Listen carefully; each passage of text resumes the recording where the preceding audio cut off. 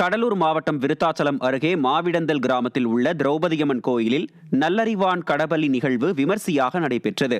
கோயிலில் தீமிதி திருவிழாவை முன்னிட்டு முக்கிய நிகழ்வான நல்லறிவான் கடபலி நிகழ்வு நடைபெற்றது. இதற்காக 50 அடி நீளத்திற்கு மாபெரும் நல்லறிவான் உடல் உருவாக்கப்பட்டு கடபலி நிகழ்வு நடைபெற்றது. இதில் ஆயிரக்கணக்கான பக்தர்கள் பங்கேற்று வழிபட்டனர்.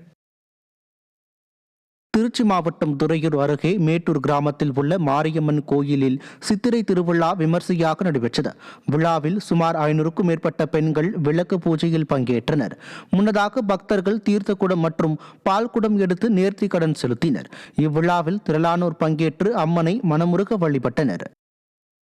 ஸ்ரீ மகாகணபதயே நமஹ. தியானோ சிவதனே வருஷ்டம் சர்வகுல கல்யாண மூர்த்தி பரசு கமலகஸ்தம் சோபிதம் மோதகேன அருணபுஜலமாலா ஞானலம்போத சமப்பிரபா நிர்விக்னம் குருவே தேவோ சர்வகார்யேஸ்வர்வதா பிடிரயே.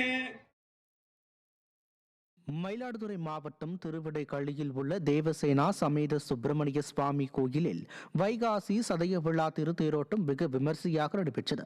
சிவ கைலாய வாக்கியங்கள் முழங்கத்து பங்கிய தேரோட்டத்தில் பக்தர்கள் பலர் பங்கேற்று சுவாமி தரிசனம் செய்தனர். இதேபோல் செங்கல்பட்டு மாவட்டம் கூடுவாஞ்சேரி அருகே காரணை புதுச்சேரியில் உள்ள ஸ்ரீநிதி நாயகி சங்கோதியம்மன் கோயிலில் கும்பாபிஷேகம் வெகு விமர்சையாக நடைபெற்றது.